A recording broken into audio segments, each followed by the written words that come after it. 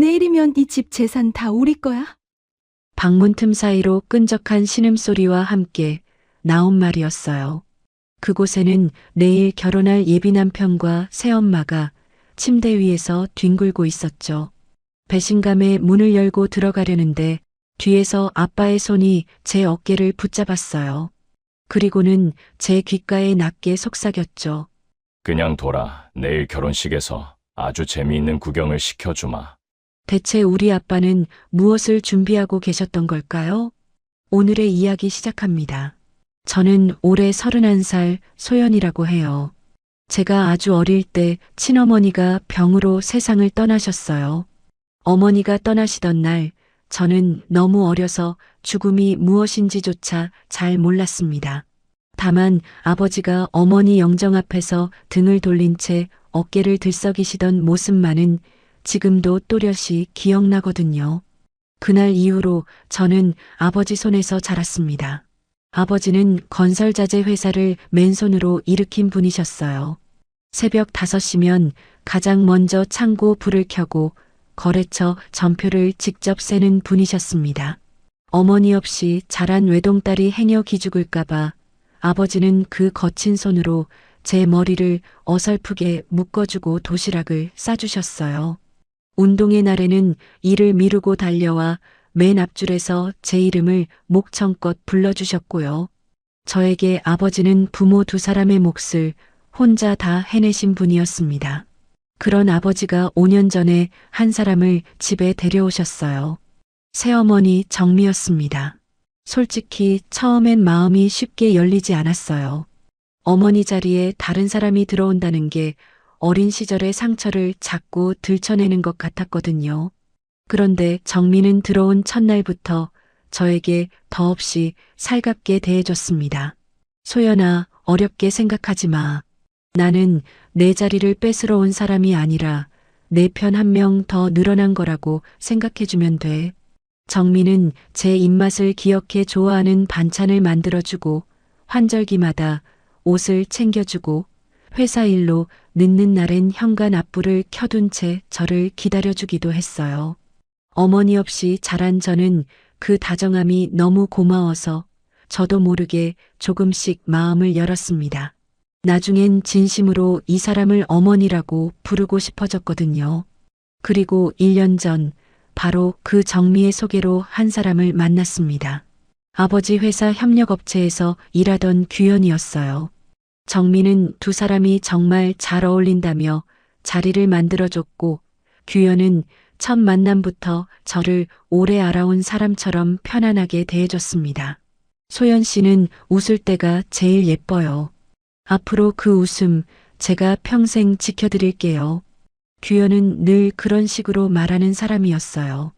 제 앞에서는 한없이 자상했고 아버지 앞에서는 더없이 깍듯했습니다.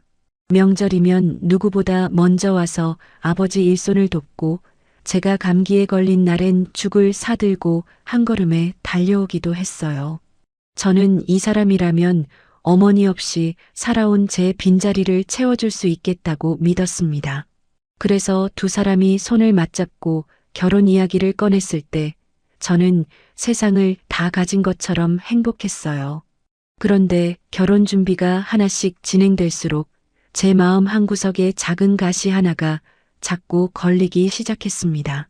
규현과 새어머니 정미가 어딘가 너무 잘 맞았거든요. 예식장을 고르는 날에도 2사람은 제가 미처 말을 꺼내기도 전에 똑같은 곳을 짚었고 식순을 정할 때도 마치 미리 입을 맞춰둔 것처럼 같은 의견을 냈어요.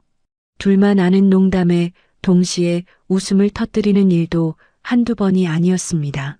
한 번은 규현의 셔츠에서 정미가 늘 쓰는 것과 똑같은 향수 냄새가 나서 저는 별 생각 없이 가볍게 물어본 적도 있어요. 2분 혹시 저 만나기 전부터 원래 알던 사이였어요? 그날의 어색한 표정을 본 뒤로도 결혼 준비는 멈추지 않고 흘러갔습니다. 저는 애써 마음을 다잡았어요. 평생 어머니 없이 자란 제가 드디어 가정을 꾸리는 거잖아요.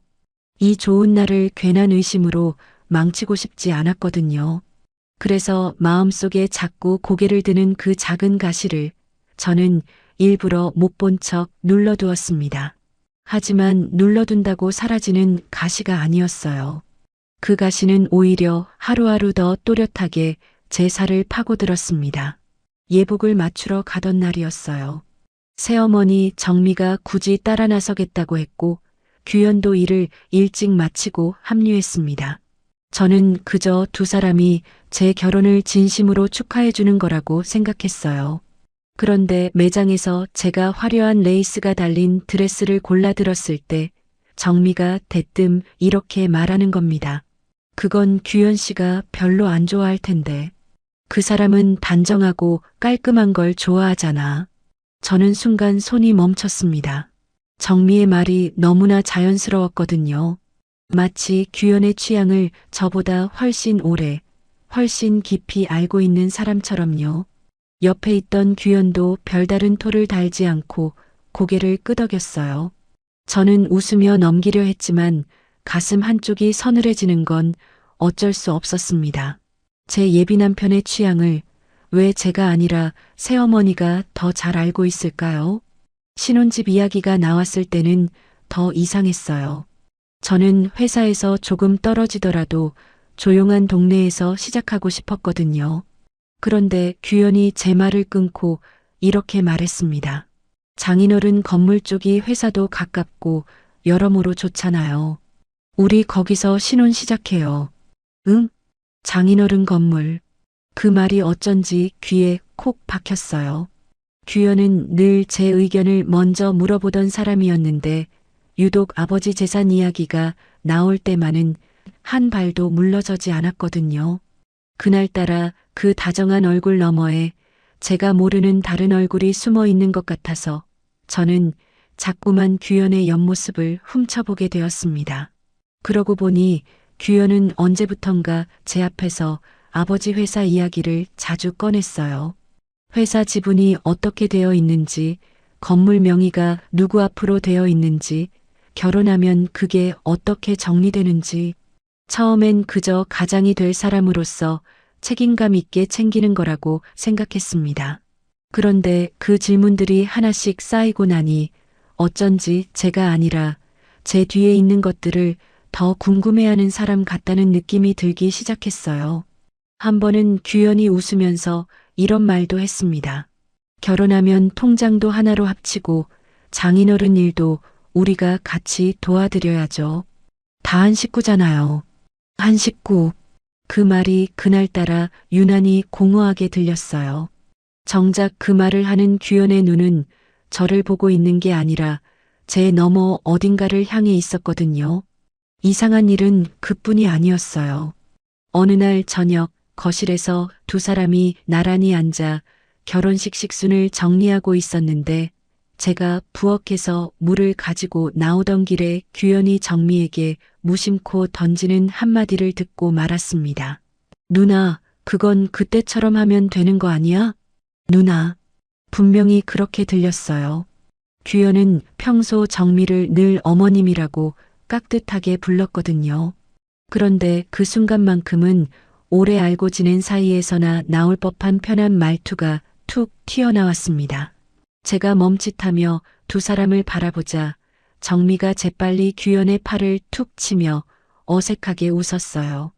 얘가 긴장했나 봐. 말이 막 헛나오네. 그렇지 규현 씨? 규현도 멋쩍게 웃으며 머리를 극적였지만 저는 그 짧은 순간 두 사람 사이에 오간 눈빛을 놓치지 않았습니다. 그건 실수를 덮으려는 사람들의 눈빛이었거든요. 저는 들고 있던 물컵을 식탁에 내려놓으며 처음으로 또렷하게 생각했어요. 이 두 사람 정말 내가 아는 사이가 전부일까? 정말 그것뿐일까? 그 의심이 결정적으로 커진 건 며칠 뒤였습니다. 규현이 지방 출장 때문에 주말 약속을 미루자고 연락을 해왔어요. 저는 아쉬웠지만 일이 먼저라고 생각하며 그러라고 했습니다. 그런데 바로 그날 오후 새어머니 정미도 친구 모임에 다녀오겠다며 곱게 차려입고 집을 나섰거든요. 우연이라기엔 어쩐지 마음이 편치 않았어요. 그날 저녁 정미가 집에 돌아왔을 때 저는 무심한 척 슬쩍 물어봤습니다. 어머님, 오늘 친구분들이랑 어디 다녀오셨어요? 날씨도 추웠는데. 그러자 정미의 눈동자가 아주 잠깐 흔들렸어요. 그러더니 평소보다 한 박자 늦게 시내 어디 조용한 찻집에 다녀왔다고 대답했습니다. 그런데 그날 밤 규현이 저에게 보낸 사진 속 배경이 정미가 말한 바로 그 동네 거리와 너무나 똑같았어요. 출장을 갔다는 사람과 친구를 만났다는 사람이 같은 시간 같은 동네에 있었던 겁니다. 저는 그 두 장면을 머릿속에서 자꾸 겹쳐보다가 결국 휴대폰을 내려놓고 한참을 멍하니 앉아 있었어요. 우연이라고 믿고 싶었지만 우연이라기엔 어긋나는 것들이 너무 많았거든요. 그런데 그 무렵 저를 더 혼란스럽게 만든 사람은 다름 아닌 아버지였습니다. 아버지는 그 즈음 들어 부쩍 말수가 줄어드셨어요. 평소 같으면 결혼을 앞둔 딸을 붙잡고 이런저런 잔소리를 하셨을 텐데 그 무렵에 아버지는 그저 조용히 저를 지켜보기만 하셨거든요. 그런데 그 침묵이 슬픔이나 서운함은 아니었어요. 뭐랄까, 무언가를 아주 오래 준비하고 있는 사람의 침묵 같았습니다. 가끔은 규현이나 정미가 거실에서 웃고 떠들 때 아버지가 신문을 보는 척하면서 두 사람을 가만히 살피시는 모습을 저는 몇 번이나 봤어요. 그 눈빛이 어찌나 차분하고 깊던지 마치 사냥감을 앞에 두고도 서두르지 않는 노련한 사냥꾼 같았습니다. 하루는 제가 밤늦게 물을 마시러 나왔다가 서재에서 새어나오는 아버지의 낮은 통화 소리를 들었어요. 문틈으로 흘러나온 그 목소리는 평소와 달리 무척 단단하고 차가웠습니다. 그래, 서두를 거 없네. 결혼식 전까지 조용히 빠짐없이 다 정리해두게. 저는 그 자리에 가만히 멈춰 섰어요. 대체 무엇을 누구에게 정리해 두라는 걸까요? 결혼식 전까지라는 말이 왜 그렇게 의미심장하게 들렸는지 모르겠습니다. 노크를 하고 들어가 묻고 싶었지만 어쩐지 그 문을 여는 게 두려워서 저는 그냥 발걸음을 돌렸어요. 다음 날 아침 아버지는 평소처럼 담담하게 된장국에 밥을 말아 드시다가 문득 숟가락을 내려놓고 저를 가만히 바라보셨습니다. 그리고 낮은 목소리로 한마디를 건네셨어요. 소연아, 사람은 말이 아니라 행동을 봐야 하는 거다. 입으로는 누구든 사랑한다 말할 수 있어. 그게 진짜인지 가짜인지는 그 사람이 너 안 볼 때 어떻게 하는지를 봐야 아는 거야. 알겠지? 저는 그 말이 그저 결혼을 앞둔 딸에게 건네는 평범한 당부인 줄로만 알았습니다. 그래서 네 알겠어요. 하고 짧게 대답하고 말았어요. 하지만 아버지의 그 말씀이 단순한 잔소리가 아니라 이미 모든 것을 알고 계신 분이 딸에게 미리 쥐어준 단단한 열쇠였다는 걸 그때의 저는 전혀 짐작조차 하지 못했습니다. 그날 이후로 제 마음속 가시는 더 깊어졌어요. 규현의 다정함도 정미의 살가움도 예전처럼 마냥 따뜻하게만 느껴지지 않았거든요. 두 사람이 함께 웃을 때마다 저는 이상하게 가슴이 답답해졌고 밤이면 아버지의 그 서늘한 통화 소리가 자꾸 귓가에 맴돌았습니다. 낮에는 행복한 신부인 척 웃었지만 혼자 남은 밤이면 이 모든 게 정말 괜찮은 건지 도무지 확신이 서질 않았어요. 무언가 제가 모르는 거대한 일이 이 화목해 보이는 집안에서 아주 조용히 그러나 분명하게 진행되고 있었습니다. 그리고 그 모든 의문이 한꺼번에 터져 나오는 날이 이제 정말 코앞으로 다가오고 있었어요. 사실 며칠 전부터 제 의심은 더 이상 모른 척할 수 없을 만큼 부풀어 올라 있었습니다. 처음엔 그저 작은 위화감이었던 것이 이제는 매일 아침 눈을 뜨면 가장 먼저 떠오르는 무거운 돌덩이가 되어 있었어요. 규현과 정미가 같은 공간에 있을 때마다 저는 두 사람의 손짓 하나, 눈빛 하나를 저도 모르게 살피게 되었습니다. 행복한 신부라면 절대 하지 않을 짓이라는 걸 알면서도 멈출 수가 없었거든요. 그 무렵 저는 밥을 먹어도 모래를 씹는 것 같았고 밤이면 자꾸 가슴이 두근거려 깊은 잠을 이루지 못했어요. 거울 속 제 얼굴은 결혼을 앞둔 신부라기엔 너무 헬쑥했습니다. 그런데도 저는 식구들 앞에서는 애써 환하게 웃었어요. 행복한 척하는 게 그렇게 힘든 일인 줄 그때 처음 알았습니다. 마음 한구석에서는 제발 이 모든 게 제 착각이기를 결혼식 날 아무 일 없이 웃으며 규현의 손을 잡을 수 있기를 간절히 빌었거든요. 그러던 어느 날 저녁이었어요. 규현이 잠깐 화장실에 간 사이 소파 위에 놓인 그의 휴대폰 화면이 환하게 켜졌습니다. 저는 일부러 보려던 게 아니었어요. 그저 무심코 고개를 돌렸을 뿐인데 화면 위에 뜬 메시지 한 줄이 제 눈에 그대로 박히고 말았습니다. 발신자는 어머님이라고 저장되어 있었는데 그 내용이 도무지 시어머니와 사위 사이에서 오갈 만한 말이 아니었어요. 오늘 밤도 늦어? 나 혼자 기다리기 싫은데. 저는 숨이 턱 막혔습니다. 그 짧은 문장 하나에 담긴 온도가 가족끼리의 그것과는 너무나 달랐거든요. 더 보려고 하는 순간 화장실에서 나온 규현이 성큼 다가와 휴대폰을 휙 집어들었어요. 그러고는 아무 일도 없다는 듯 환하게 웃으며 말했습니다. 아, 회사 단체방이야. 요즘 야근 때문에 다들 예민해서. 별거 아니야. 저는 차마 방금 본 메시지의 발신자가 어머님이었다는 말을 꺼내지 못했어요. 그저 어색하게 고개를 끄덕이고는 부엌으로 돌아와 차가운 물을 한 컵 들이켰습니다. 손이 가늘게 떨렸어요. 분명 무언가 잘못됐는데 그걸 입 밖으로 꺼내는 순간 제 결혼이, 제 인생이 전부 무너질 것 같아서 저는 또 한 번 입을 닫고 말았습니다. 그런데 그 무렵 제 불안을 부추기는 일이 하나 더 생겼어요. 며칠 전부터 집 앞 골목에 낯선 검은색 승용차 한 대가 자주 서 있었거든요. 처음엔 그냥 누가 잠깐 주차해 둔 거겠거니 했습니다. 그런데 그 차는 며칠째 같은 자리에서 우리 집 대문을 향한 채 가만히 멈춰 있었어요.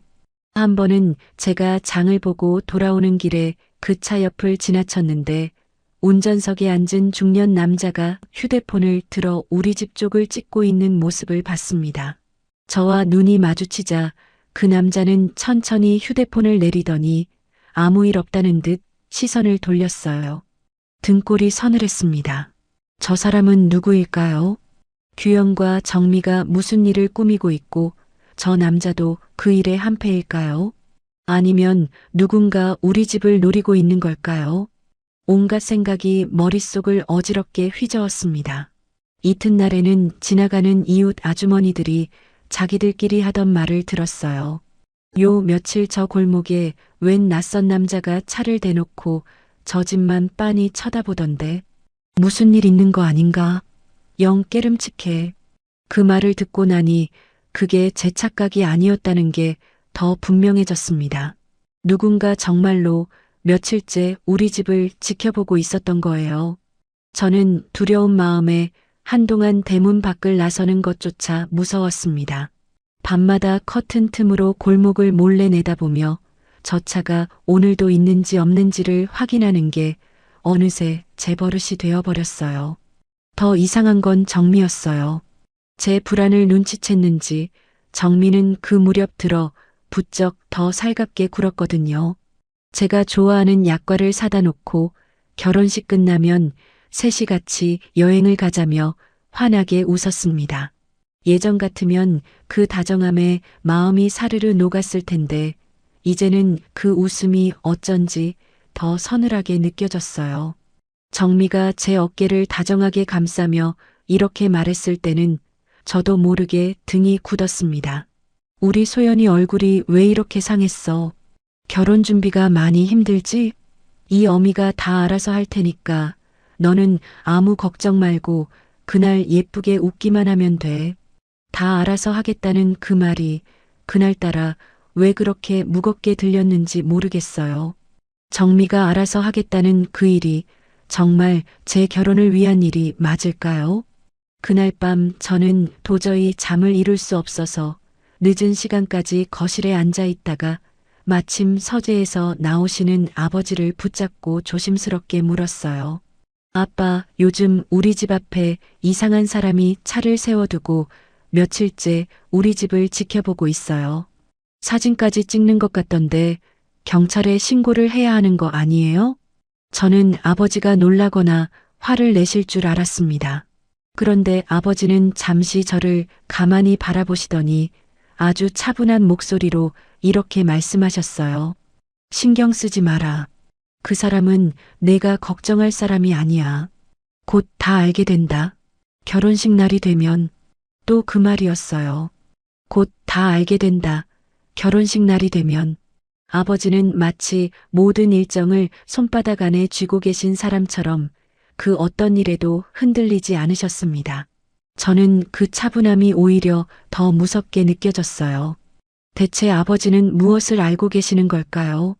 그리고 왜 저에게는 끝까지 아무것도 말씀해 주지 않으시는 걸까요? 답답한 마음에 저는 결국 규현에게 넌지시 속을 떠보기로 했습니다. 다음 날 함께 저녁을 먹으면서 저는 최대한 아무렇지 않은 척 입을 열었어요. 규현 씨, 혹시 나한테 숨기는 거 없지? 요즘 들어 자꾸 마음이 불안해서 그래. 그러자 규현이 숟가락을 내려놓고 제 손을 따뜻하게 감싸주었습니다. 그 손길은 여전히 다정했고 그 눈빛은 여전히 부드러웠어요. 소연아, 결혼 앞두고 누구나 예민해지는 거야. 내가 이 세상에서 너 말고 누구를 보겠어. 쓸데없는 생각하지 말고 우리 행복할 일만 생각하자. 응? 이상하게도 그 말을 듣는 순간 저는 또 마음이 약해지고 말았습니다. 어쩌면 정말 내가 너무 예민한 걸지도 몰라. 어쩌면 다 오해일지도 몰라 하고요. 그렇게 저는 눈앞의 다정함에 또 한 번 속아 넘어갔어요. 사람이 누군가를 진심으로 믿고 싶을 때는 보이는 것조차 일부러 외면하게 되더라고요. 하지만 그날 밤 침대에 누워 천장을 바라보는데 낮에 본 그 메시지 한 줄과 골목에 서 있던 검은 차와 아버지의 그 서늘한 한마디가 자꾸만 머릿속을 맴돌았습니다. 아무리 눈을 감아도 가슴이 두근거려서 잠이 오질 않았어요. 문득 돌아가신 친어머니가 사무치게 그리워졌어요. 어머니가 살아계셨다면 이 답답한 마음을 다 털어놓고 펑펑 울 수도 있었을 텐데요. 어릴 적 제가 무서운 꿈을 꾸고 울던 밤이면 어머니는 늘 제 등을 토닥이며 괜찮다, 엄마가 있잖아 하고 속삭여 주셨거든요. 그 따뜻한 손길이 오늘따라 왜 이렇게 그리운지요. 저는 어두운 천장을 바라보며 어머니가 지금의 저를 본다면 뭐라고 하셨을까 가만히 생각해 봤습니다. 아마도 그 다정한 목소리로 내 눈으로 본 것을 믿으라고 도망치지 말라고 말씀하셨을 것 같았어요. 그렇게 한참을 뒤척이다가 저는 어둠 속에서 혼자 가만히 결심했습니다. 더 이상 누가 떠먹여주는 말에만 기대지 말고 결혼식 전에 내 눈으로 직접 진실을 확인하자고요. 규현의 다정한 말도, 정미의 살가운 웃음도, 아버지의 알 수 없는 침묵도, 이제는 그 무엇도 그냥 믿고 넘어가지 않겠다고요. 평생 누군가에게 기대고 보호받기만 하던 제가 처음으로 제 두 발로 진실 앞에 서보겠다고 마음먹은 순간이었습니다. 결혼식을 사흘 앞둔 그날 아버지가 저를 서재로 부르셨습니다. 평소 좀처럼 저를 따로 부르시는 분이 아니었기에 저는 조금 긴장한 마음으로 서재 문을 열었어요. 아버지는 오래된 가죽 의자에 앉아 계셨고 책상 위에는 두툼한 갈색 봉투 하나가 놓여 있었습니다. 한눈에 봐도 안에 무언가가 빼곡히 들어있는 무거운 봉투였어요.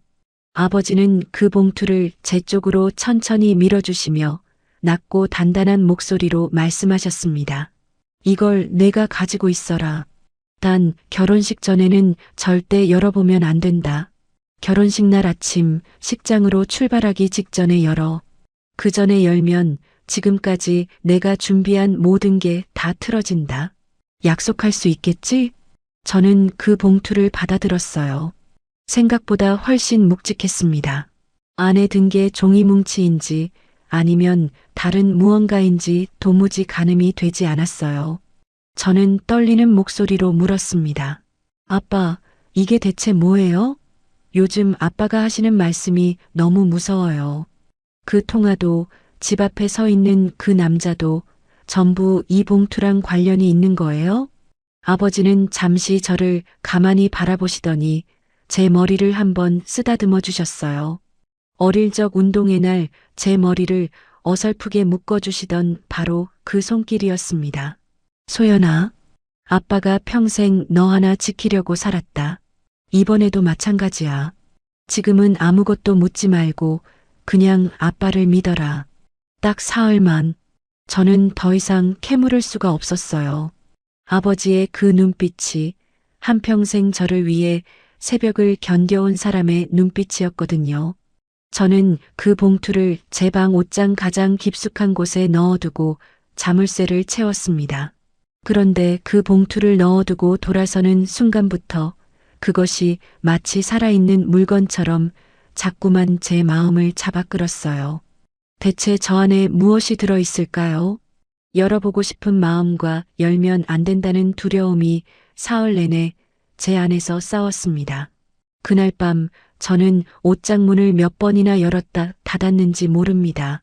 봉투의 묵직한 무게가 손끝에 닿을 때마다 그 안에 든 것이 제 인생을 구해줄 동아줄인지 아니면 제 행복을 끝장낼 칼날인지 도무지 알 수가 없었거든요. 아버지가 평생 거짓말 한 번 안 하신 분이라는 걸 알면서도 그 사흘이 마치 3년처럼 길게만 느껴졌어요. 저는 봉투를 다시 깊숙이 밀어넣고 옷장 문에 등을 기댄 채 한참을 주저앉아 있었습니다. 그리고 바로 다음 날 저는 또 하나의 이상한 일과 마주하게 되었어요. 웨딩 촬영을 위해 들른 미용실에서였습니다.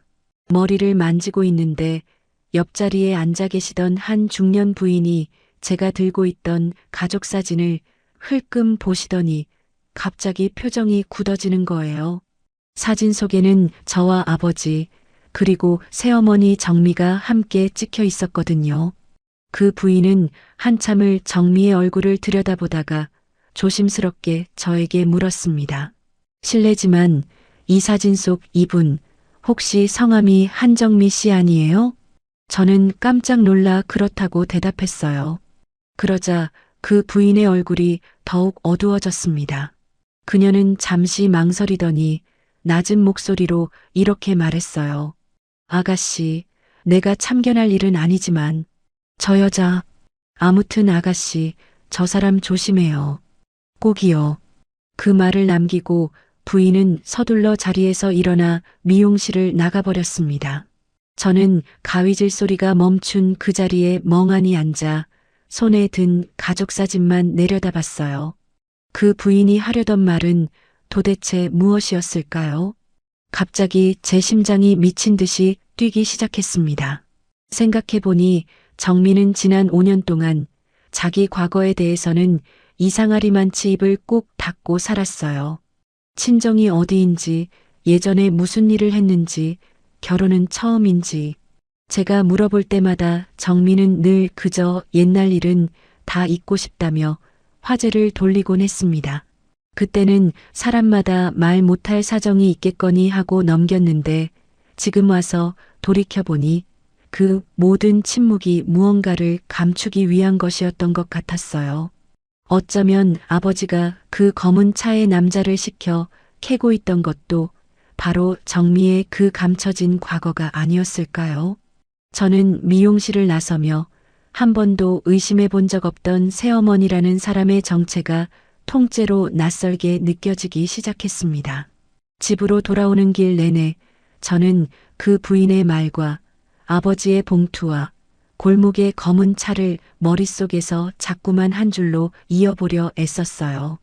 분명 이 모든 게 어딘가에서 하나로 연결되어 있는 것 같은데 그 그림이 도무지 완성되지 않았습니다. 그날 저녁 저는 또 한 번 그 검은 승용차를 보았어요. 그런데 이번엔 차 안에만 있던 그 중년 남자가 밖으로 나와 있었습니다. 그리고 놀랍게도 우리 집 대문 앞에서 아버지와 나지막이 이야기를 나누고 있었어요. 두 사람은 마치 오래전부터 알고 지낸 사이처럼 보였습니다. 남자가 아버지에게 두꺼운 서류 봉투 하나를 건넸고 아버지는 그것을 받아 안주머니에 깊숙이 넣으셨어요. 저는 골목 모퉁이에 몸을 숨긴 채 그 광경을 지켜보다가 숨이 멎는 것 같았습니다. 그 남자는 우리 집을 노리던 사람이 아니었어요. 아버지가 부른 사람이었던 거예요. 그렇다면 아버지는 대체 무엇을 조사하고 계셨던 걸까요? 규현과 정미에 대해서일까요? 아니면 그 부인이 말한 정미의 과거에 대해서일까요? 의문이 하나 풀리는가 싶더니 더 큰 의문 10개가 한꺼번에 밀려들었습니다. 저는 그날 밤 한참 동안 그 장면을 곱씹었어요. 아버지의 그 차분함, 결혼식 날이 되면 다 알게 된다던 말, 결혼식 전엔 절대 열지 말라던 봉투, 그리고 며칠째 우리 식구를 따라붙던 그 조사관 같은 남자. 이 모든 조각이 결혼식이라는 한 점을 향해 천천히 모여들고 있는 것 같았습니다. 아버지는 이미 오래전부터 제가 아무것도 모른 채 웃고 있는 동안 혼자 조용히 무언가를 준비해 오신 거예요. 그게 무엇이든 그건 분명 저를 지키기 위한 일이라는 것만은 알 수 있었습니다. 다만 그 방식이 너무나 조용하고 치밀해서 저는 오히려 더 두려웠어요. 문득 이런 생각도 들었습니다. 만약 아버지가 정미와 규현의 정체를 이미 다 알고 계셨다면 왜 진작 두 사람을 내쫓지 않으셨을까요? 왜 굳이 결혼식 날까지 기다리시는 걸까요? 그 답을 알 수 없어서 저는 밤새 가슴이 답답했습니다. 다만 한 가지는 분명히 느껴졌어요. 아버지는 단순히 두 사람을 떼어놓는 것으로 끝낼 생각이 아니라는 것을요. 그저 조용히 내쫓는 거였다면 진작 그렇게 하셨을 뿐이거든요. 그런데도 굳이 가장 많은 사람이 모이는 결혼식 날을 기다리신다는 건 두 사람이 저지른 일을 모두가 보는 앞에서 낱낱이 드러내실 작정이라는 뜻이었습니다. 그 생각에 미치자 저는 두려움 한편으로 이상한 떨림이 일었어요. 평생 당하고 참기만 하던 우리 부녀에게 이제 무언가가 시작되려 하고 있었거든요. 그날 밤 저는 옷장 속 봉투 앞에서 한참을 망설였어요. 이 자물쇠만 열면 지금 제 머릿속을 가득 채운 이 모든 의문의 답이 그 안에 들어있을 것만 같았거든요. 손가락이 열쇠를 향해 몇 번이나 다가갔습니다. 하지만 그때마다 결혼식 날 아침에 열나던 아버지의 그 단단한 목소리가 저를 붙잡았어요. 딱 사흘만 믿어달라던 그 말이요. 만약 제가 지금 이 봉투를 열어버리면 아버지가 평생을 바쳐 준비한 그 무언가가 한순간에 다 무너질지도 모른다는 생각에 저는 차마 열쇠를 돌릴 수 없었습니다. 저는 결국 열쇠를 내려놓았습니다. 평생 거짓말 한 번 하신 적 없는 아버지를 마지막으로 한 번 더 믿어보기로 했거든요. 하지만 그 믿음의 대가로 저는 결혼식 전날 밤 제 두 눈으로 가장 끔찍한 장면을 직접 보게 될 줄은 그때는 정말 꿈에도 알지 못했습니다. 드디어 결혼식 전날 밤이 되었습니다. 새어머니도 아버지도 오늘은 출장과 약속으로 집에 늦게 온다고 했어요. 저 또한 친구들과의 약속이 있었지만 갑자기 취소가 되어 집에 오게 되었죠. 그날 밤 공기는 유난히 차가웠어요. 저는 다음 날 입을 옷을 챙기려고 2층 제 방에서 1층 부모님 방으로 내려가던 참이었습니다.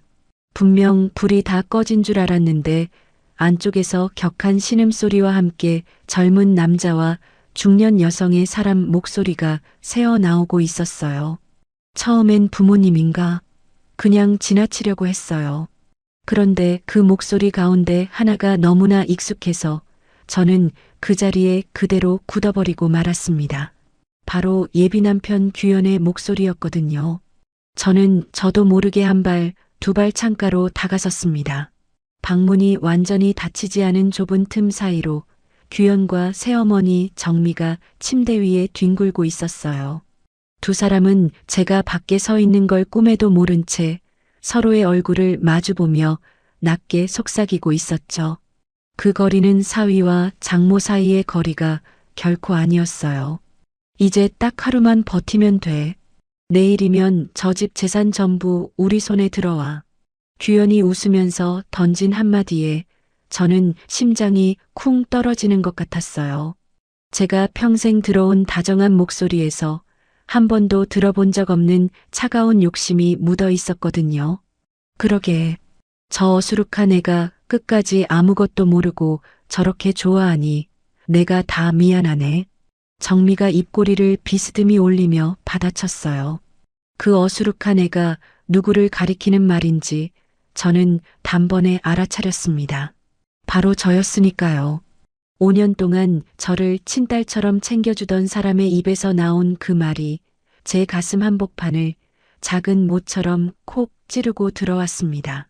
5년 동안 저를 살뜰히 대해주던 새어머니와 1년 동안 세상 누구보다 다정했던 예비 남편이 지금 제 등 뒤에서 같은 편이 되어 웃고 있었습니다. 손끝이 얼음장처럼 차가워졌어요. 저는 더 참지 못하고 그 문을 박차고 들어가려 했습니다. 당장 두 사람의 얼굴을 마주하고 대체 이게 무슨 짓이냐고 따져 묻고 싶었거든요. 손잡이를 잡으려고 팔을 뻗는 바로 그 순간이었습니다. 누군가 제 어깨를 단단히 붙잡았어요. 깜짝 놀라 돌아보니 친정아버지가 어둠 속에 가만히 서 계셨습니다. 아버지는 그 광경을 저보다 먼저 그리고 저보다 훨씬 오래 보고 계셨던 사람의 얼굴을 하고 있었어요. 놀라지도 않으셨고 흔들리지도 않으셨거든요. 오히려 너무 차분해서 더 서늘한 얼굴이었습니다. 저는 떨리는 목소리로 겨우 입을 열었어요. 아빠, 지금 저 안에서 저 두 사람이. 아버지는 제 입을 막듯이 조용히 고개를 저으셨습니다. 그리고 제 귀에 대고 낮지만 단단한 목소리로 한마디를 건네셨어요. 그냥 둬라. 내일 결혼식에서 아주 재미있는 구경을 시켜주마. 저는 그 자리에 얼어붙은 채 아버지를 바라봤어요.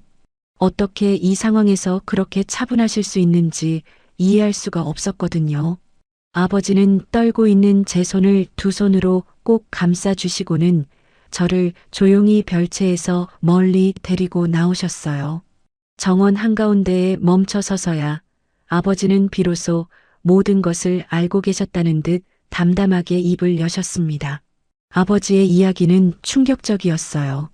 아버지는 저 두 사람이 무슨 짓을 꾸미는지 이미 1년 전부터 다 알고 계셨다고 했습니다. 정미라는 여자가 어떤 사람인지, 규현이라는 남자가 정미와 어떤 사이인지, 두 사람이 과거에 무슨 짓을 저질렀는지까지 전부 조사해 두셨다는 거예요.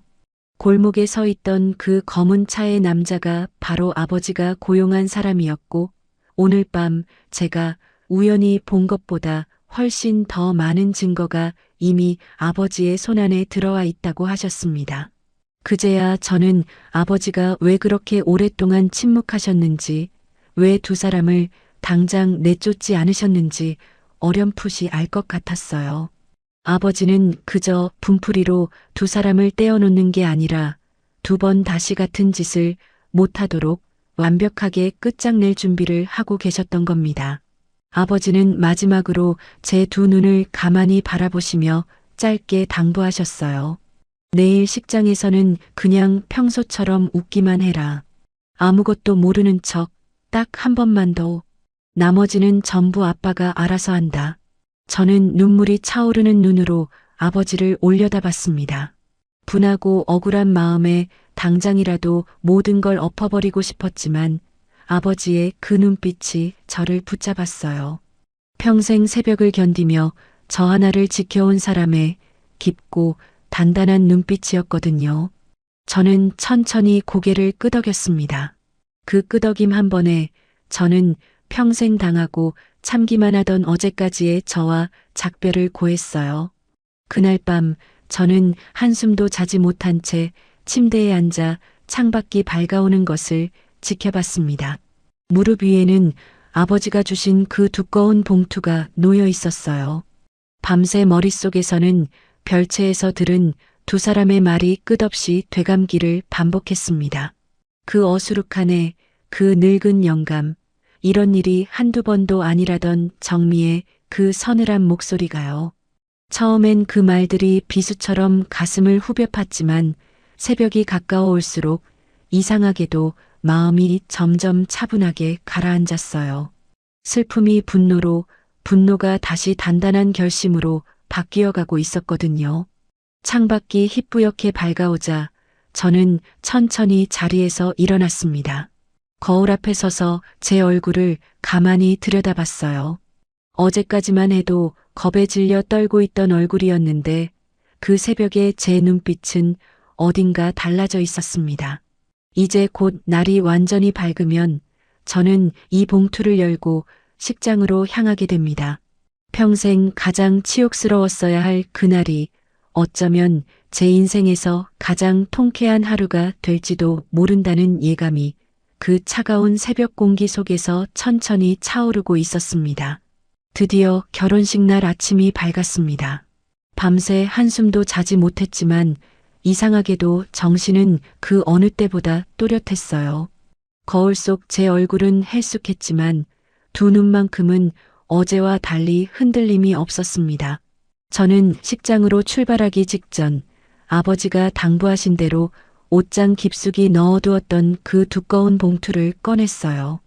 떨리는 손으로 봉인을 뜯자 안에서 가장 먼저 나온 건 아버지의 손글씨가 빼곡히 적힌 편지 한 장이었습니다.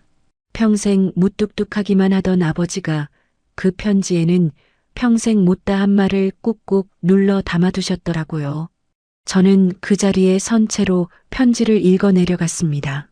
우리 딸 소연아, 내가 이 편지를 읽고 있다면 이제 진짜 시작이야. 아빠를 믿고 식장에 그대로 가라. 오늘 그곳에서 아빠가 저들의 가면을 모두가 보는 앞에서 벗겨낼 거야. 너는 그냥 의젓하게 서 있기만 하면 돼. 평생 당하고만 살았던 우리 부녀가 오늘 단 한 번 제대로 갚아주자꾸나. 그리고 한 가지 더, 오늘이 끝나도 너는 절대 빈손이 아니란다. 그 이유는 식이 끝날 때쯤 내 눈으로 직접 보게 될 거야. 저는 그 마지막 문장을 몇 번이나 다시 읽었어요. 오늘이 끝나도 빈손이 아니라니 그게 무슨 뜻일까요? 하지만 더 깊이 생각할 겨를도 없이 편지 아래에서 나온 것들이 제 시선을 단숨에 빼앗았습니다. 편지 아래에는 사진 몇 장과 서류 사본이 겹겹이 들어 있었어요. 한 장 한 장 넘길 때마다 제 손이 점점 더 차가워졌습니다. 그 안에는 규현과 정미가 다정하게 팔짱을 끼고 호텔로 들어가는 사진, 두 사람이 주고받은 낯 뜨거운 문자, 그리고 정미가 예전에 다른 집안에서 똑같은 짓을 벌였다는 조사 기록까지 들어 있었거든요. 미용실에서 그 부인이 흘리듯 경고했던 이야기가 차가운 활자가 되어 제 눈앞에 펼쳐져 있었습니다. 그 내용을 다 확인한 순간 저는 비로소 아버지가 지난 1년 동안 무엇을 준비해 오셨는지 똑똑히 알게 되었어요. 손이 떨렸지만 어제와는 다른 떨림이었습니다. 두려움이 아니라 마침내 진실을 손에 쥔 사람의 단단한 떨림이었거든요. 저는 봉투를 가방에 넣고 거울 앞에서 마지막으로 옷매무새를 가다듬었습니다. 그리고 아주 천천히 입꼬리를 끌어올려 웃어 보였어요. 오늘 하루만큼은 아무것도 모르는 어수룩한 신부를 완벽하게 연기해야 했으니까요. 식장은 화려했습니다. 수백 명의 하객이 자리를 가득 메웠고 새하얀 꽃이 복도를 따라 끝없이 늘어서 있었어요. 예식은 11시에 시작될 예정이었습니다. 신부 대기실로 향하는 길에 저는 규현과 정미를 마주쳤어요. 두 사람은 어젯밤의 그 서늘한 얼굴은 온데간데 없이 세상에서 가장 다정한 사위와 장모의 얼굴을 하고 있었습니다. 정미가 제 손을 살갑게 잡으며 환하게 웃었어요. 우리 소연이 오늘 정말 세상에서 제일 예쁘다. 이제 곧 좋은 가정 이루는 거야. 어미가 얼마나 기쁜지 몰라. 저는 속에서 무언가가 끌어올랐지만 꼭 눌러 참고 똑같이 환하게 웃어 보였습니다. 그래야 한다는 걸 아니까요. 정미의 손을 마주 잡는 제 손이 차갑게 식어 있었지만 다행히 정미는 그것을 신부의 긴장쯤으로 여기는 듯 했어요. 두 사람은 제 연기에 깜빡 속아 넘어간 듯 서로 흐뭇한 눈빛을 주고받았습니다. 자기들의 계획이 이제 1시간도 채 남지 않았다고 철석같이 믿는 얼굴이었어요. 바로 그자만이 곧 두 사람의 발목을 잡게 될 줄도 모르고요. 저는 대기실로 들어가 거울 앞에 앉으면서 가방 속에 든 봉투를 손끝으로 한번 가만히 눌러 확인했습니다. 이제 곧 아버지가 그 가면을 벗겨낼 시간이 다가오고 있었거든요. 예식 시작을 15분쯤 앞두고 아버지가 식장 직원을 통해 가족들을 신부 대기실로 불러 모으셨어요. 마지막으로 가족 사진을 한 장 찍자는 명목이었습니다. 규현과 정민은 그 말에 조금도 의심을 품지 않았어요. 오히려 이제 이 집안의 진짜 가족으로 인정받는 순간이라 여겼는지 두 사람의 발걸음은 가볍기까지 했습니다. 좁은 대기실 안으로 규현과 정미가 환한 얼굴로 들어섰고 마지막으로 아버지가 들어와 조용히 문을 닫았어요. 그리고 문 옆에는 며칠 전 골목에서 보았던 그 검은 차의 남자가 서류 가방을 든 채 가만히 서 있었습니다. 가장 행복한 순간이라 믿고 들어선 그 방이 사실은 자기들을 위해 준비된 덫이라는 걸 두 사람은 까맣게 몰랐어요. 화기애애하던 대기실의 공기가 문이 닫히는 그 소리와 함께 순식간에 얼어붙었습니다. 창문 하나 없는 좁은 방 안에는 이제 저와 아버지 그리고 두 사람과 그 남자뿐이었어요. 아버지는 천천히 소파에 앉으시더니 품에서 종이 한 장을 꺼내 유리 테이블 위에 올려놓으셨습니다. 자, 가족사진 찍기 전에 다 같이 이것부터 좀 볼까? 테이블 위에 놓인 건 규현과 정미가 주고받은 문자 메시지를 빠짐없이 출력한 기록이었어요. 자기야라는 호칭으로 시작해 그 늙은 영감과 어수룩한 애를 어떻게 처리할지 의논한 내용이 한 줄도 빠짐없이 적혀 있었습니다. 처음엔 무슨 종이인가 싶어 무심코 내려다보던 규현의 얼굴에서 글자를 읽어 내려갈수록 웃음기가 싹 가셨어요. 정민은 애써 태연한 척했지만 손에 든 부케를 쥔 손가락이 가늘게 떨리고 있었습니다. 이게 뭐예요, 아버님? 무슨 오해가 있으신 것 같은데. 규현이 떨리는 목소리로 변명을 시작하려는 순간 아버지는 그 위에 두 번째 종이를 겹쳐 올리셨어요. 이번엔 카드 결제 내역이었습니다. 규현이 정미에게 사준 명품 가방과 보석, 두 사람이 함께 묵은 호텔 결제 기록까지 날짜와 금액이 또박또박 찍혀 있었어요. 결제 금액 가운데에는 3천만 원이 넘는 것도 있었습니다. 이 카드, 규현이 자네 명에 맞지? 이 호텔, 이 날짜에 누구랑 갔는지도 내가 다 알고 있다. 계속 오해라고 우겨볼 텐가? 아버지의 목소리는 조금도 높아지지 않았어요. 오히려 그 차분함이 두 사람을 더 옥죄었습니다. 정미가 더는 못 참겠다는 듯 자리에서 벌떡 일어나며 목소리를 높였어요. 아버님, 지금 뭐 하시는 거예요? 경사스러운 날에 이게 무슨 무례한 짓이에요. 다 한참 지난 일이고 오해라니까요.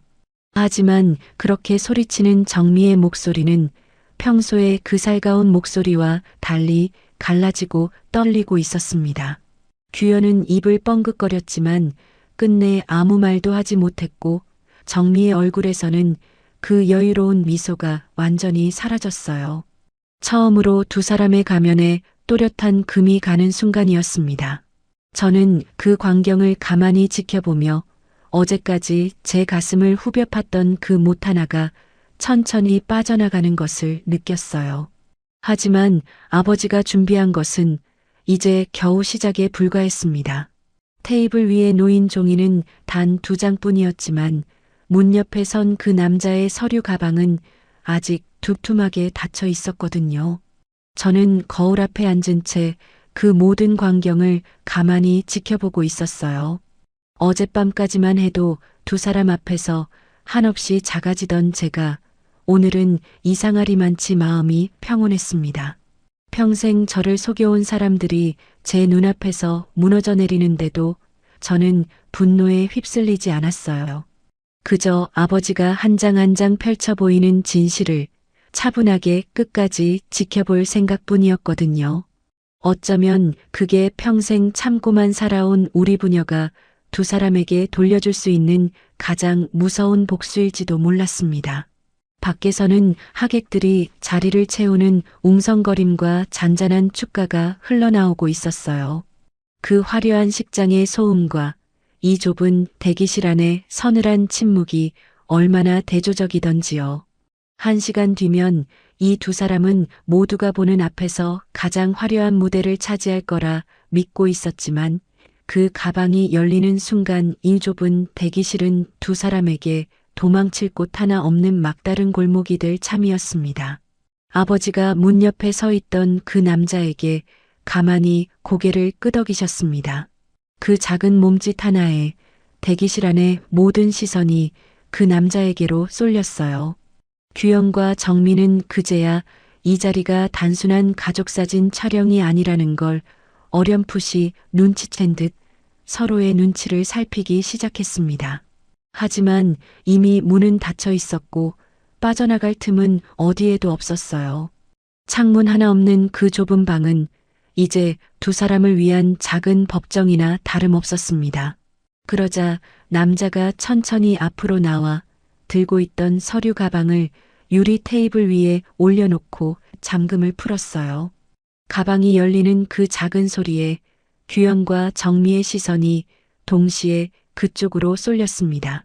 남자는 먼저 휴대폰 하나를 꺼내 들더니 화면을 몇 번 누르고는 녹음 파일 하나를 재생했어요. 좁은 대기실 안에 두 사람의 목소리가 그대로 흘러나오기 시작했습니다. 저 늙은 영감 재산만 넘어오면 저 어수룩한 애는 적당히 정리하면 돼. 너는 그냥 내가 시키는 대로만 해. 분명 정미의 목소리였어요. 그리고 그 뒤를 잇는 규현의 웃음소리까지 녹음은 한 글자도 빠짐없이 담고 있었습니다. 자기들이 어젯밤에 나눈 그 대화가 지금 이 방 안에 고스란히 울려 퍼지고 있었던 거예요. 자기 목소리를 자기 귀로 듣는다는 게 얼마나 끔찍한 일이던지 정미의 얼굴이 점점 핏기를 잃어갔습니다. 규현은 두 손으로 제 입을 틀어막은 채 그 녹음을 듣고 있었고요. 정미가 새파랗게 질린 얼굴로 휴대폰을 향해 손을 뻗었습니다. 그거 꺼요.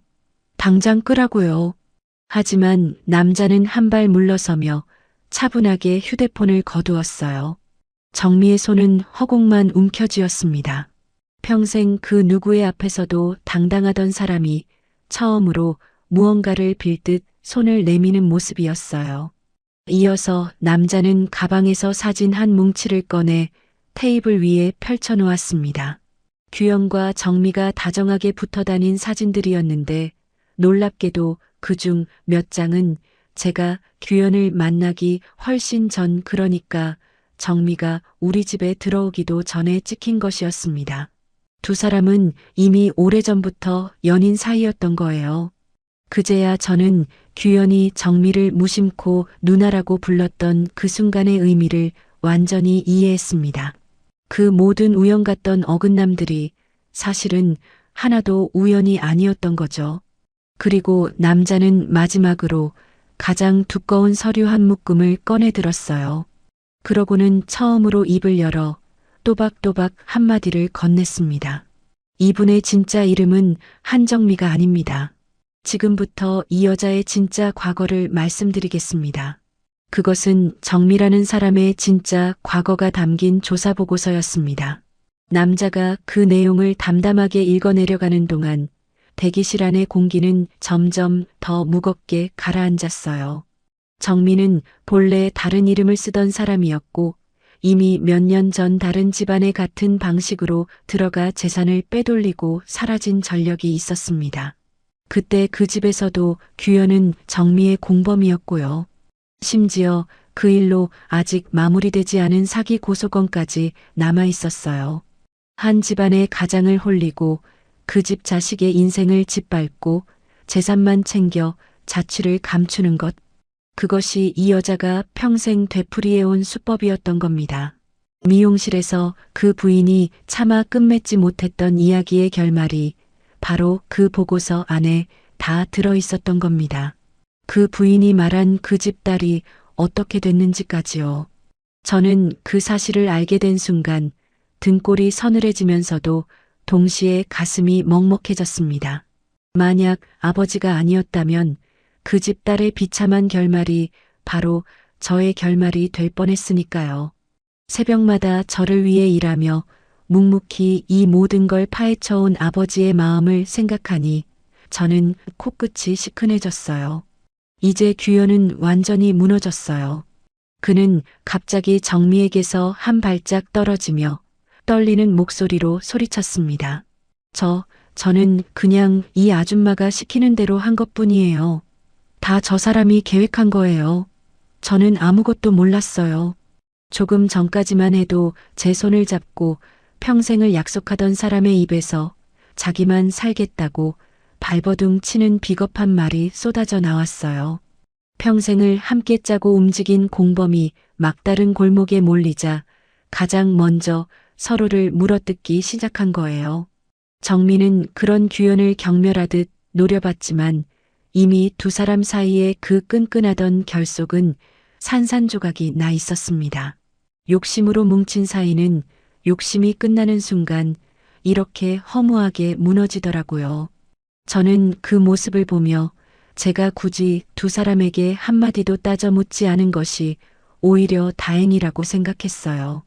가장 큰 단죄는 결국 그들 스스로가 서로에게 내리고 있었으니까요. 그때 아버지가 천천히 자리에서 일어나셨어요. 그리고 닫혀있던 대기실 문을 활짝 열어젖히셨습니다. 문 밖에는 이미 수백 명의 하객이 영문을 몰라 웅성웅성대고 있었어요. 아버지는 그 모든 사람이 보고 들을 수 있도록 식장 한가운데로 천천히 걸어나가 사회자에게서 마이크를 건네받으셨습니다. 그리고 조금도 떨리지 않는 목소리로 입을 여셨어요. 바쁘신 와중에 와주신 하객 여러분, 정말 죄송합니다. 오늘 이 결혼식은 제 딸의 재산을 노린 두 사람의 사기극이었습니다. 신랑과 신랑의 공범인 제 아내가 벌인 일입니다. 곳곳에서 탄식과 웅성거림이 터져나왔고 어떤 하객은 휴대폰을 들어 그 광경을 찍기 시작했습니다. 신랑 측 하객으로 와 있던 사람들은 서로 얼굴을 마주보며 어쩔 줄 몰라 했고 신부 측 친척들은 입을 다물지 못한 채 자리에서 일어섰어요. 아버지의 신호에 맞춰 대형 스크린에는 방금 대기실에서 공개된 그 녹취와 사진, 서류가 차례로 비치기 시작했습니다. 두 사람이 주고받은 낯 뜨거운 문자도 정미의 진짜 이름이 적힌 조사보고서도 수백 명의 눈앞에 하나하나 펼쳐졌어요. 가장 화려한 무대의 주인공이 될 거라 믿었던 두 사람이 수백 개의 눈앞에서 가장 치욕스러운 모습으로 발가벗겨지는 순간이었습니다. 조금 전까지만 해도 식장 입구에서 하객들과 환하게 인사를 나누던 신랑이 이제는 모두가 보는 앞에서 사기꾼으로 낙인 찍혀 고개조차 들지 못하고 있었어요. 그 광경을 지켜보던 하객들의 눈빛에는 처음의 놀라움이 점차 싸늘한 경멸로 바뀌어가고 있었습니다. 규현은 그대로 주저앉아 고개를 떨궜고 정민은 새하얗게 질린 얼굴로 출구를 향해 달아나려 했어요. 하지만 식장 뒤편 문 앞에는 이미 제복을 입은 경찰관 두 사람이 조용히 길을 막고 서 있었습니다. 그중 한 사람이 다가와 정미의 앞을 가로막으며 차분하게 말했어요. 한정미 씨, 아니 본명 박순애 씨, 사기 및 혼인빙자 혐의로 조사를 좀 받으셔야겠습니다. 같이 가시죠. 정미의 그 오래된 사기 고소건이 바로 오늘 이 자리에서 끝을 맺으려 하고 있었던 거예요. 평생 남을 속이며 살아온 사람의 도망길이 마침내 완전히 막혀버린 순간이었습니다. 정미는 그제야 모든 것이 끝났음을 깨달았는지 다리에 힘이 풀린 듯 그 자리에 털썩 주저앉았어요. 조금 전까지 세상에서 가장 우아한 안주인 행세를 하던 사람이라고는 믿기지 않는 모습이었습니다. 저는 신부 화장을 한 채 그 모든 광경을 식장 한가운데에 서서 똑똑히 지켜보았어요. 수백 명의 눈앞에서 두 사람의 가면이 완전히 벗겨지는 그 순간 저는 울지도 소리치지도 않았습니다. 그저 가만히 서서 평생 저를 짓밟아온 사람들이 스스로 무너져 내리는 모습을 끝까지 바라봤어요. 그것이 제가 할 수 있는 가장 단단한 복수였으니까요. 그런데 아버지가 마이크를 다시 고쳐 잡으시는 순간 저는 직감했습니다. 오늘의 진짜 반전은 아직 시작도 하지 않았다는 것을요. 아버지는 마이크를 고쳐 잡으시고는 이번엔 규현과 정미를 똑바로 바라보셨습니다. 조금 전까지 두 사람의 불륜과 정미의 과거가 낱낱이 드러난 것만으로도 이미 그날의 결혼식은 돌이킬 수 없이 끝장난 상태였어요. 하객들은 두 사람을 향해 싸늘한 눈초리를 보내고 있었고 경찰까지 와 있었으니까요. 그런데도 아버지의 표정에는 아직 가장 큰 한방이 남아있다는 듯한 여유가 어려 있었습니다. 저조차도 아버지가 무슨 말씀을 하시려는지 짐작할 수 없어서 숨을 죽인 채 그 입을 바라봤어요. 두 사람이 그렇게 갖고 싶어 하던 내 재산 말이야. 그거 한번 가져가 보지 그래. 그 한마디에 규현과 정미의 고개가 동시에 들렸어요. 막다른 골목에서 마지막 동아줄이라도 잡은 듯한 눈빛이었습니다. 하지만 아버지의 입가에는 제가 평생 본 적 없는 서늘한 미소가 걸려 있었어요. 아버지는 안주머니에서 또 다른 서류 봉투 하나를 꺼내 옆에 선 그 조사관에게 건네셨습니다. 남자가 그 안에서 서류를 꺼내 스크린에 띄우자 식장 전체가 다시 한번 술렁였어요. 그것은 등기부등본과 법인 명의 변경 서류였습니다. 그런데 거기 적힌 소유주의 이름이 아버지의 이름이 아니었어요. 회사도 그 100억대 빌딩도 살고 있는 집까지도 모든 명의가 이미 제 이름 이소연으로 바뀌어 있었습니다. 그것도 결혼식을 올리기 한참 전인 1년도 더 된 날짜로요. 스크린에 큼지막하게 떠오른 그 서류와 숫자들을 보고 식장 안의 하객들도 일제히 술렁였어요. 평생 아버지가 맨손으로 일군 그 모든 재산이 이미 오래전부터 신부인 제 앞으로 단단히 묶여 있었다는 사실을 그 자리에 누구도 짐작하지 못했으니까요. 가장 충격을 받은 건 물론 규현과 정미였습니다. 두 사람은 스크린에 박힌 제 이름과 날짜를 멍하니 바라보며 차마 그게 무슨 뜻인지 받아들이지 못하는 얼굴이었어요. 저는 제 눈을 의심했어요. 아버지가 봉투에 적어두셨던 그 말, 오늘이 끝나도 너는 절대 빈손이 아니라던 그 말의 진짜 뜻이 바로 이것이었던 겁니다. 아버지는 두 사람의 정체를 알아챈 그 순간부터 조용히 전 재산을 제 앞으로 다 옮겨두셨던 거예요. 두 사람이 결혼으로 가로채려 했던 그 재산은 사실 이 결혼식이 시작되기도 훨씬 전부터 이미 온전히 제 것이었습니다. 그제야 지난 몇 달간의 모든 조각이 한꺼번에 제자리를 찾아 맞춰졌어요. 한밤중 서재에서 들려오던 그 서늘한 통화, 결혼식 전까지 빠짐없이 다 정리해 두라던 그 말, 며칠째 우리 집을 지켜보던 그 검은 차의 남자, 그리고 결혼식 날 아침에 열나며 제게 쥐어준 그 두꺼운 봉투까지요. 그 모든 것이 딸을 지키기 위해 아버지가 1년 동안 홀로 짜오신 거대한 계획의 조각들이었던 겁니다. 무뚝뚝하기만 해서 속을 알 수 없던 아버지가 사실은 그 누구보다 치밀하고 단단하게 저를 지켜내고 계셨던 거예요. 규현의 얼굴이 하얗게 질렸어요. 정민은 떨리는 목소리로 겨우 입을 열었습니다. 그럼 우리가 지난 1년 동안 한 게 전부, 그래, 전부 헛수고였지. 아버지가 그 말을 잘라 받으셨어요. 두 사람은 1년이 넘는 시간 동안 저를 속이고 제 곁을 파고들고 그 더러운 계획을 짰지만 정작 그들이 노린 것은 단 하루도 그들 손에 들어온 적이 없었던 겁니다. 결혼식만 올리면 모든 게 자기들 것이 될 거라 믿었던 두 사람의 꿈은 처음부터 단 한 줌의 알맹이도 없는 빈 껍데기였어요. 가장 화려한 무대 위에서 두 사람은 자기들이 평생 쫓아온 것이 애초에 신기루였다는 사실을 깨닫고 완전히 무너져 내렸습니다. 정민은 허탈한 웃음인지 울음인지 모를 소리를 흘리며 바닥을 내려다봤고 규현은 두 손으로 얼굴을 감싼 채 어깨를 들썩였어요. 그제야 저는 아버지가 왜 그토록 오래 침묵하셨는지, 왜 두 사람을 당장 내쫓지 않고 결혼식 날까지 기다리셨는지 완전히 이해했어요. 그냥 내쫓았다면 두 사람은 또 다른 집을 찾아가 같은 짓을 되풀이했을 겁니다. 아버지는 가장 많은 사람이 보는 그 무대 위에서 두 사람이 두 번 다시 일어설 수 없도록 완벽하게 끝장낼 작정이셨던 거예요. 그리고 그 마지막 한 수가 바로 모두가 보는 앞에서 터뜨린 이 재산의 진실이었습니다. 아버지는 천천히 식장 정면으로 돌아서서 수백 명의 하객을 향해 마지막 선언을 하셨어요. 그 목소리는 한 집안의 가장이 아니라 평생을 일군 회사를 자식에게 물려주는 한 사람의 묵직한 목소리였습니다. 오늘부로 제 회사의 대표 자리는 제 딸 이소연에게 넘깁니다. 오늘부터 이 회사 대표는 내 딸 소연입니다.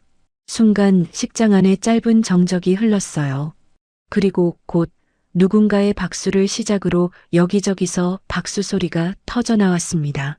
조금 전까지 사기극의 충격에 술렁이던 식장이 이제는 한 여자의 새로운 시작을 축하하는 박수로 채워지고 있었어요. 저는 신부의 드레스를 입은 채로 평생 단 한 번도 서본 적 없는 그 자리에 서게 되었습니다. 아버지가 천천히 저를 돌아보셨어요. 그 눈빛에는 평생 새벽을 견디며 딸 하나를 지켜온 사람이 마침내 그 짐을 내려놓는 듯한 깊은 안도가 담겨 있었습니다. 저는 그 눈빛을 마주하는 순간 코끝이 시큰해지면서도 등이 저절로 곧게 펴졌어요. 어머니 없이 자라 늘 누군가에게 기대기만 하던 제가 이제는 한 회사를 책임지는 사람으로 제 두 발로 단단히 서야 하는 사람이 된 거니까요. 그 무게가 두렵기도 했지만 이상하게도 그 두려움보다 더 큰 무언가가 제 안에서 차오르고 있었습니다. 저는 천천히 정미와 규현을 향해 걸어갔어요. 평생 두 사람 앞에서 작아지기만 하던 제가 처음으로 두 사람을 똑바로 내려다보며 입을 열었습니다. 신기하게도 목소리는 조금도 떨리지 않았어요. 어젯밤까지만 해도 두 사람의 말 한마디에 가슴이 무너지던 제가 이제는 아무런 흔들림 없이 두 사람을 마주할 수 있게 된 거예요. 어머님이라고 부를 사람은 이제 제게 없네요. 저는 그냥 이소연입니다. 두 분이 그렇게 우습게 보던 그 어수룩하네요. 정민은 아무 말도 하지 못한 채 고개를 떨궜어요. 평생 남의 인생을 짓밟으며 살아온 사람이 마침내 자기가 우습게 보던 사람의 발밑에 무너져 있었습니다. 그 모습을 내려다보며 저는 비로소 평생 저를 짓눌러온 그 무거운 돌덩이가 완전히 사라지는 것을 느꼈어요. 소리 한 번 지르지 않고 손 한 번 대지 않고도 두 사람은 가장 비참한 방식으로 무너졌습니다. 그게 바로 아버지가 제게 가르쳐 주신 복수였어요. 가장 차갑고 가장 단단한 어른의 복수요. 경찰관들이 규현과 정미를 양쪽에서 일으켜 세웠습니다. 화려한 드레스 자락이 끌리는 식장 통로를 두 사람은 고개를 푹 숙인 채 끌려나갔어요. 들어올 때는 이 집안의 새로운 주인이 될 거라 믿었던 두 사람이 나갈 때는 수백 명의 경멸 어린 시선을 받으며 죄인의 모습으로 그 문을 나선 겁니다. 저는 그 뒷모습이 완전히 사라질 때까지 단 한 번도 시선을 피하지 않고 끝까지 지켜보았어요. 하지만 이 모든 소동이 끝난 뒤 진짜 정리해야 할 일들은 그제야 시작되고 있었습니다. 무너진 식장을 수습하는 일도, 두 사람을 법의 심판대에 세우는 일도, 그리고 평생 처음으로 제 두 발로 서게 된 제 인생을 새로 꾸려가는 일까지 전부요. 식장이 텅 비어갈 무렵 저는 아버지 곁으로 다가가 그 거친 손을 가만히 잡았어요. 평생 새벽마다 창고 불을 켜고 거래처 전표를 세고 어린 딸의 머리를 어설프게 묶어주던 그 손이었습니다. 저는 그 손을 두 손으로 꼭 감싸주며 마음속으로 조용히 다짐했어요. 이제는 제가 이 손을 지켜드릴 차례라고요. 그날 식장 창으로 들어온 늦은 오후의 햇살이 우리 부녀의 맞잡은 손 위로 길게 내려앉고 있었습니다. 그 결혼식이 있고 두 달이 지났습니다. 그날 식장에서 벌어진 일은 발 없는 말이 되어 빠르게 퍼져나갔어요. 하객들이 찍은 영상이 여기저기로 돌았고 정미의 진짜 정체와 두 사람의 사기극은 곧 동네는 물론이고 업계 전체에 파다하게 알려졌습니다. 한동안 저는 어딜 가든 사람들의 수군거림을 들어야 했어요. 처음엔 그게 부끄럽고 힘들기도 했지만 시간이 지나면서 저는 그 시선을 담담하게 견디는 법을 배웠습니다. 부끄러워해야 할 사람은 제가 아니라 그 끔찍한 짓을 저지른 두 사람이라는 걸 잘 아니까요. 아버지가 그날 모두가 보는 앞에서 모든 것을 터뜨린 이유가 바로 이것이었어요. 두 사람은 이제 어디로도 숨을 수 없었고 다시는 같은 짓을 되풀이할 수도 없게 되었으니까요. 정미의 본명인 박순애라는 이름으로 묶여있던 과거의 사건들이 하나둘 수면 위로 떠올랐습니다. 아버지가 1년 동안 모아둔 증거가 경찰에 넘어가자 예전에 정미에게 당하고도 차마 입을 열지 못했던 다른 피해자들까지 용기를 내 하나둘 나서기 시작했어요. 알고 보니 정미는 지난 10수년 동안 이름과 얼굴을 조금씩 바꿔가며 외롭고 돈 있는 집안만 골라 같은 짓을 되풀이해온 사람이었습니다. 멀쩡한 가정의 다정한 얼굴로 스며들어 그 집 가장의 마음을 흔들고 재산을 빼돌린 뒤 흔적도 없이 사라지는 것. 그게 그 여자가 평생 살아온 방식이었어요. 그렇게 정미가 평생 저지른 일들이 빠짐없이 드러났고 사건은 정식 재판으로 넘어갔습니다. 저는 그 모든 과정을 차분하게 지켜봤어요. 한때는 그 사람을 어머니라고 부르고 싶어 했던 제 자신이 부끄럽기도 했지만 한편으로는 다행이라는 생각도 들었습니다.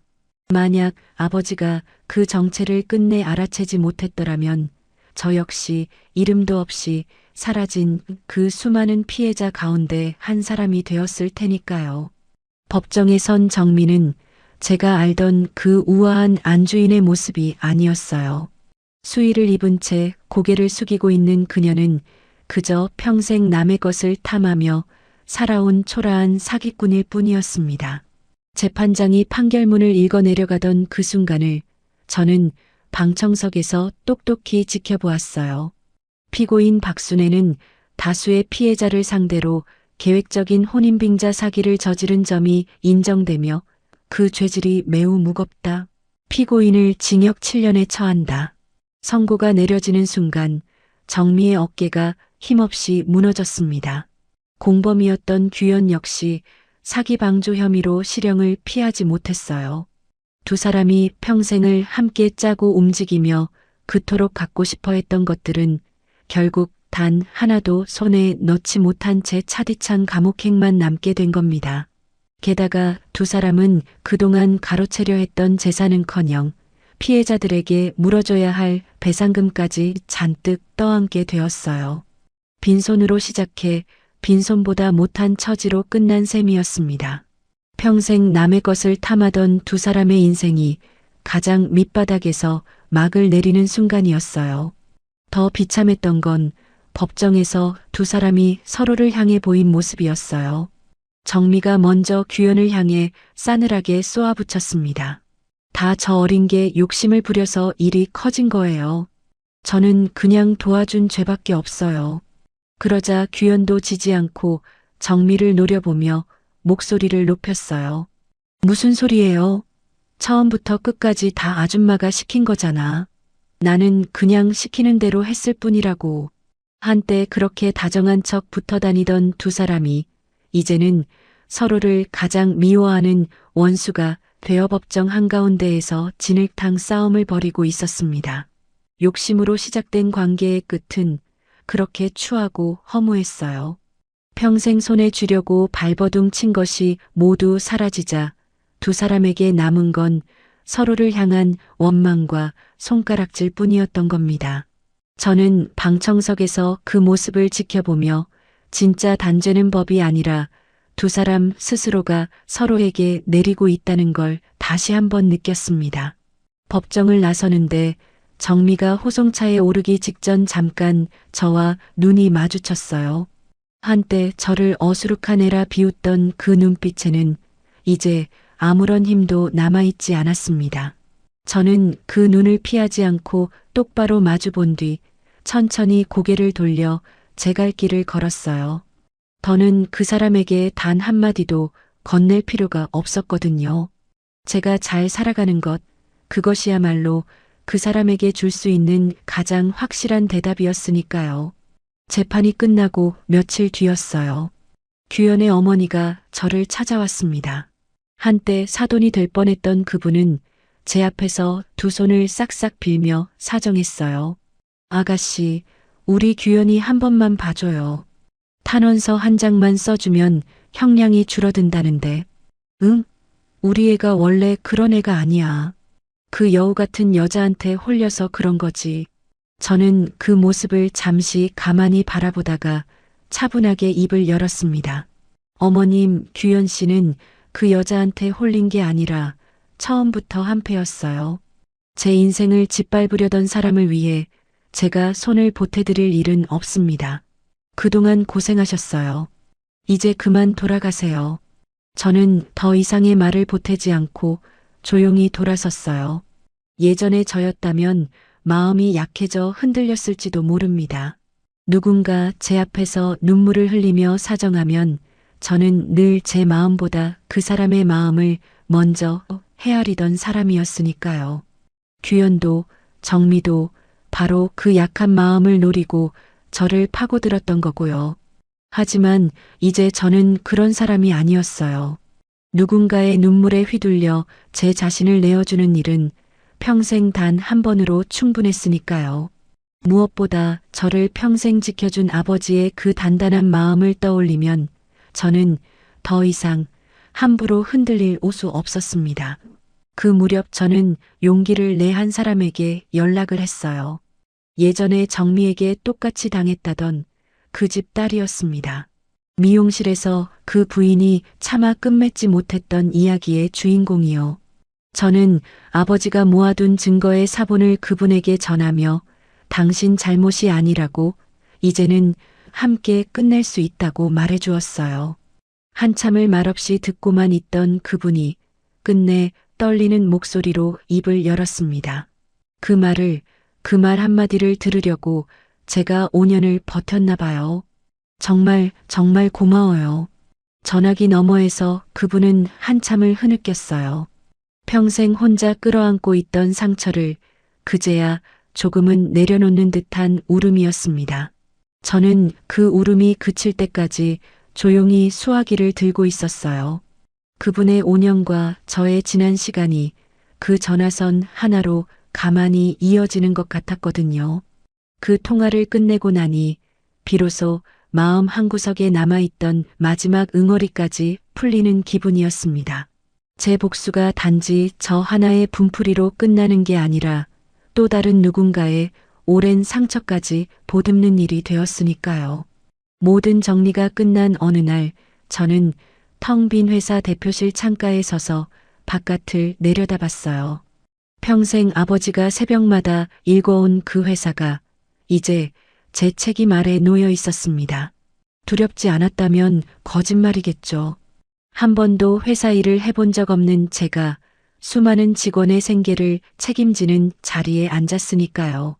하지만 그 두려움보다 이제는 제 두 발로 서서 제 인생을 살아가겠다는 단단한 마음이 훨씬 컸어요. 저는 책상 위에 놓인 명패를 가만히 손끝으로 쓸어봤습니다.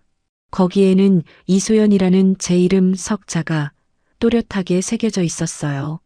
누군가의 신부도 누군가의 며느리도 아닌 그저 이소연이라는 제 이름이요. 그 이름을 들여다보고 있으니 어쩐지 코끝이 시큰해졌습니다. 결혼식이라는 이름으로 시작됐던 그 끔찍한 사건은 이렇게 한 사람의 진짜 인생이 시작되는 자리로 마무리되고 있었습니다. 그리고 저에게는 그 새로운 시작을 함께 해줄 단 한 사람이 아직 곁에 남아 있었어요. 바로 평생 저를 지켜온 아버지였습니다.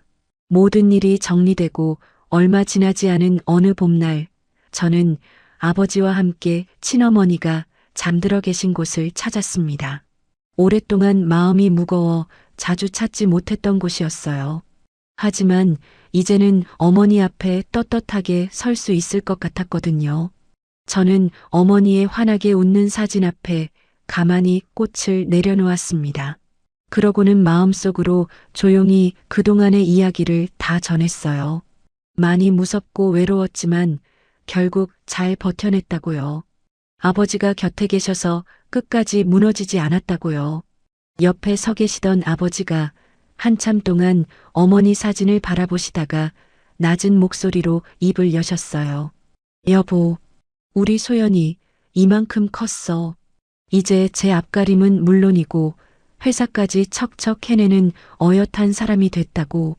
당신이 봤으면 정말 좋아했을 텐데. 그 말을 듣는 순간 참고 있던 눈물이 결국 뺨을 타고 흘러내렸습니다.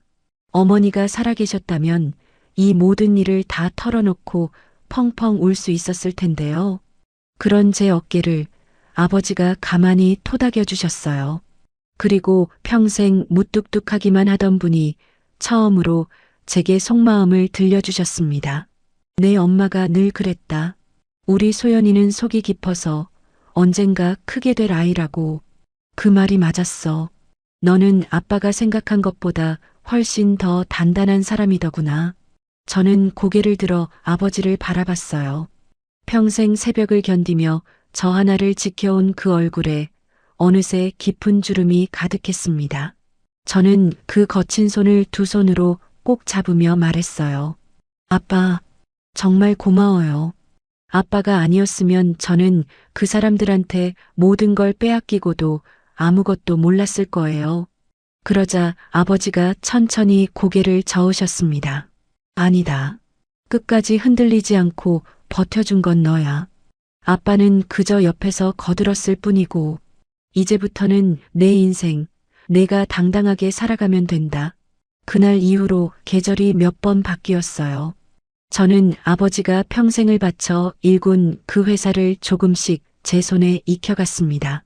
처음엔 서툴고 두려운 일투성이었지만 하나하나 배워가며 직원들과 함께 회사를 단단하게 키워냈어요. 가끔은 그 결혼식 전날 밤이 문득 떠오르기도 했습니다. 하지만 이제 그 기억은 더 이상 저를 아프게 하지 않았어요. 오히려 제가 얼마나 단단해졌는지를 일깨워주는 단단한 흉터로 남아있을 뿐이었습니다. 저는 이제 누군가의 신부도 누군가의 며느리도 아닙니다. 그저 제 이름 석자, 이소연으로 살아가고 있어요. 평생 누군가에게 기대고 보호받기만 하던 제가 이제는 제 두 발로 단단히 서서 제 인생의 주인이 되었습니다. 그리고 그 곁에는 여전히 저를 든든하게 지켜봐 주시는 아버지가 계시고요. 돌이켜보면 저는 참 오랫동안 참고 견디는 것만이 미덕인 줄 알고 살았어요. 가족이라는 이름 앞에서 좋은 게 좋은 거라며 제 마음을 자꾸 뒤로 밀어두었거든요. 하지만 이번 일을 겪으며 저는 깨달았습니다. 참는 것만이 능사는 아니라는 걸요. 때로는 잘못된 것을 잘못됐다고 말하고 끊어내야 할 인연은 끊어내는 것이 나를 지키는 진짜 용기라는 것을요. 그리고 화려한 말로 다가오는 100사람보다 묵묵히 내 곁을 지켜주는 단 한 사람이 훨씬 더 소중하다는 것도요. 혹시 지금 이 이야기를 들으시면서 가슴 한쪽이 먹먹해지신 분이 계실지도 모르겠습니다. 어쩌면 지금 곁에 있는 사람이 진짜 내 편인지 가만히 돌아보게 되신 분도 계실 거예요. 부디 여러분 곁에도 끝까지 여러분을 지켜줄 단 한 사람이 함께하기를 진심으로 바랍니다. 긴 이야기를 끝까지 들어주셔서 정말 감사합니다. 오늘 이야기가 마음에 닿으셨다면 잘 들었다고 댓글 하나만 남겨주세요. 구독과 좋아요를 눌러주시는 모든 분들이 늘 행복하시기를 사연 만남이 진심으로 기원합니다. 오늘도 함께 해주셔서 감사합니다.